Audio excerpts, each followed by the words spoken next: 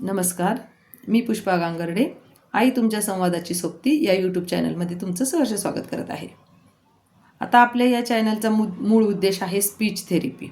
मग ती कुठल्याही मुलाला असू द्यात, कर्णबधिर बाळ असो, ऑटिझमचं बाळ असो किंवा कुठलेही रिपोर्टमध्ये फॉल्ट न येता बाळाला बोलता येत नाही अशा प्रकारचे बाळ असलं तर म्हणजे स्पीच म्हणजे बोलायला शिकवतोय.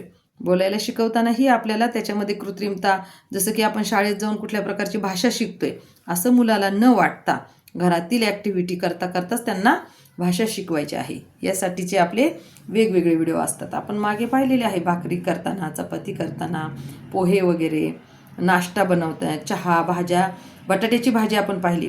तर आज आपण पाहूया मेथीची भाजी बनवताना बाळाबरोबर आपण कशा प्रकारचं संभाषण करू शकतो. आता जर मेथीची भाजी करायची असेल तर पहिलं काय स्टेज येते आपली, की मेथीची भाजी निवडणे, निसणे हा विषय आहे. तर आता ती भाजी निसायला घेतली तर आपण बाळाला जवळ घेऊन बसू शकतो. भाजीचे त्याच्यामध्ये बघायचा रंग सांगू शकतो, बघ कसा हिरवा रंग आहे. तिचा वास सांगू शकतो, बघा कसा छान वास येतोय, मेथीची भाजी आहे, नाकाला लावून बघ कसा वास येतोय छान, असं सांगू शकतो.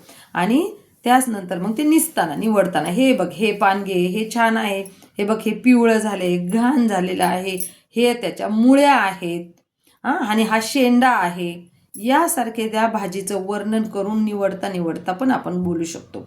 ही भाजी मी 10 रुपयाला आणली, ही भाजी तुझ्या पप्पांनी आणली, आपल्या गावचा बाजार होता, आज आपल्या बाजारातून आणली. त्यावेळेस जे योग्य संभाषण असेल ते तुम्ही त्या भाजी निवडताना बोलू शकता. आणि मग ती भाजी निवडली की आता आज काय केलं आपण, मेथीची भाजी बनवूया. मेथीची भाजी मी निसते, कोणी काय म्हणते निवडते, मग तू पण मला मदत कर. अशा पद्धतीने दोघांनी मेथीची भाजी निवडल्यानंतर ती तुम्ही भाजी बनवायला घ्यायची आहे. मग तुमची भाजीची बनवण्याची जी प्रोसेस आहे, बाळाला आपल्याला स्वयंपाक नाही शिकवायचा तर ते स्वयंपाक बनवताना जी भाषा वापरायची असते ती भाषा आपण बाळाला शिकवतोय. मग ती बघ मी भाजी धुवून घेते, घे बरं तू ती कढई, त्या कढईमध्ये आपण धुवून घेऊ, खूप माती लागलेली आहे. अशा पद्धतीने भाजी धुवून तुम्ही चाळण घे, मी त्याच्यात ठेवते, धुतली आणि ती भाजी निवडली, निथळली, यासारखं संभाषण करत करत तुम्ही मेथीच्या भाजीमध्ये परत काय टाकायचं आहे त्यासाठी तुम्ही परत फ्रीज उघडलाय, फ्रीजमधून वेगवेगळे पदार्थ काढताय, काय असेल त्याच्यामध्ये, मिरच्या असतील काही ठेवलेलं, त्यावेळेस मिरची जर मागच्या बाजूला असेल तर पुढे तुमच्या हातामध्ये काही पण, अरे आपल्या फ्रीजमध्ये गाजर पण आहेत ना, आपल्याला तर त्याची सगळी नावं शिकवायचीच आहेत. तर मग आपण त्या सगळ्याचे विश्लेषण, आपल्याकडे वेळ असेल तर जेवढ्या पण भाज्या फ्रीजमध्ये आहेत त्या खाली काढून त्याचे प्रत्येकाची नावं सांगून परत फ्रीजमध्ये ठेवू शकतो. म्हणजेच त्या भाज्यांची रिव्हिजन होते. कारण की आपल्याला आठवड्यातून एकदा मेथी असू शकते, एकदा बटाटा असू शकतो, रोज हे बोलण्याच्या गोष्टी नाहीत. म्हणून ते निवडण्यापासून तर खाण्यापर्यंत, बनवण्यापासून खूप वेळा मेथी भाजी म्हटली तर त्याला ती भाजीचं नाव लक्षात राहण्यास मदत होऊ शकते. समजा आपण मेथीची भाजी खाताना एकदाच म्हटलं हे बघ ही मेथीची भाजी, पुढच्या आठवड्यात परत ती शुक्रवारी किंवा कुठल्या वारी असेल त्या दिवशी केली तर ती मेथीची भाजी, तर ते एक आठवडाभर जे एकदा शिकवलं ते विसरून जाऊ शकतं.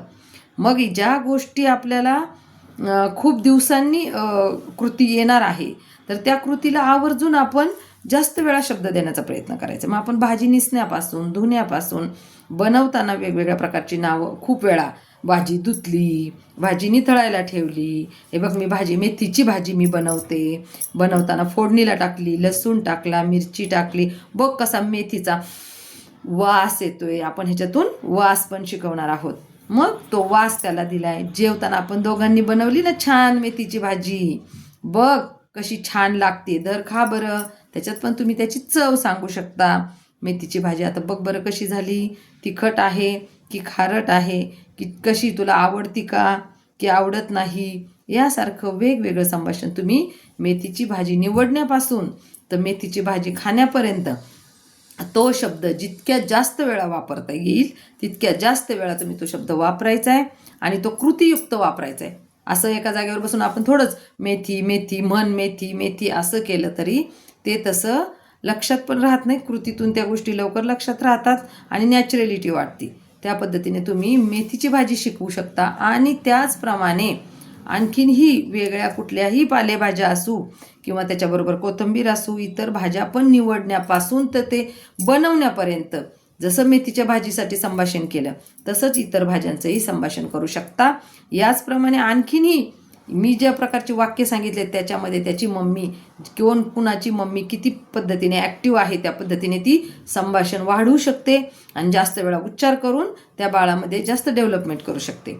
ही फक्त एक आयडिया आहे. तुम्ही कुठल्या गावाला जायचं आहे तो रस्ता दाखवण्यासाठीचा हा आपला क्लास आहे की तुम्ही काय बोललं पाहिजे. थोडी हिंट दिल्यानंतर तुम्ही त्यापेक्षा अनेक जास्त वाक्य वापरू शकता, बाळाकडून पण बोलून घेऊ शकता आणि बाळाची प्रगती त्या लवकर करून घेऊ शकता. प्रत्येक आई तेवढीच ॲक्टिव्ह असते आणि तिच्या बाळासाठी तर नक्कीच असते आणि त्या पद्धतीने करून घेतलं तर बाळ आपली लवकरच भाषा शिकतं, छान प्रकारे बोलू लागतं आणि आपल्याला केलेल्या कृतीची पावती मिळते. आणि यासारखे नवनवीन व्हिडिओ पाहण्यासाठी आई तुमच्या संवादाची सोबती या यूट्यूब चॅनलला लाईक करा, शेअर करा, सबस्क्राईब करा. धन्यवाद.